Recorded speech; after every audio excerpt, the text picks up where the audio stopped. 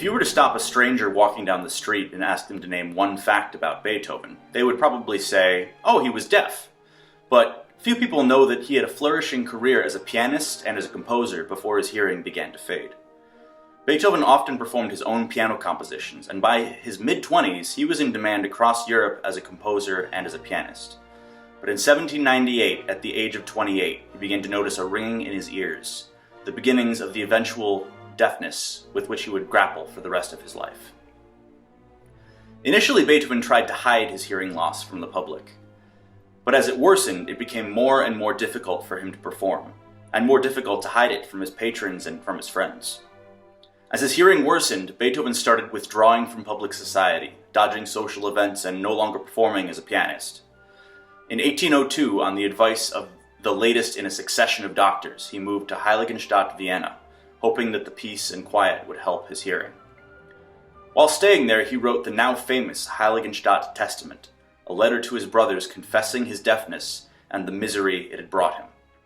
He told them that he had even considered suicide, saying, "A little more of that and I would have ended my life. It was only my art that held me back.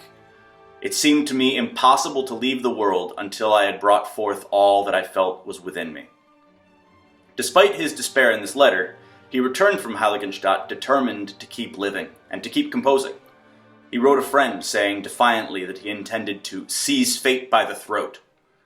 His very next composition was his Third Symphony, the brooding, difficult, and complicated Eroica. Although the Eroica was originally dedicated to Napoleon, there has been some speculation that Beethoven was actually writing about his own life, his own struggles. This is borne out by the unusual structure of the symphony. Personally, I think it makes sense that a man like Beethoven, who suffered so much during his life and worked so hard to express himself in his compositions, would write his struggles with deafness into his works. There's even a note in the margins of one of his compositions only a few years later, saying, "Let your deafness no longer be a secret, even in art."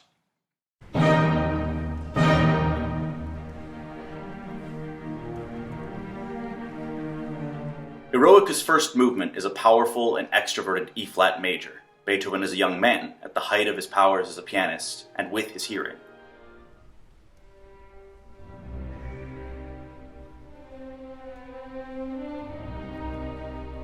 This is followed by a C minor funeral march, possibly the death of Beethoven's youthful, unaffected early life, and the tragedy of his deafness.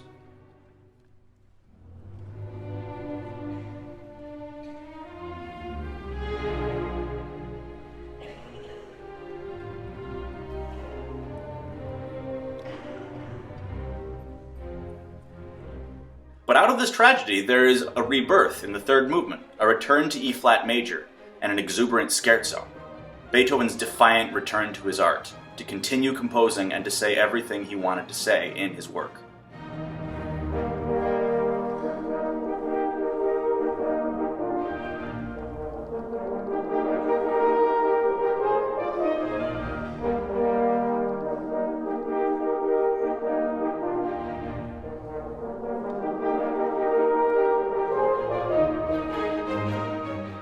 In the final movement, Beethoven quotes the finale of one of his earlier works, the ballet, The Creatures of Prometheus.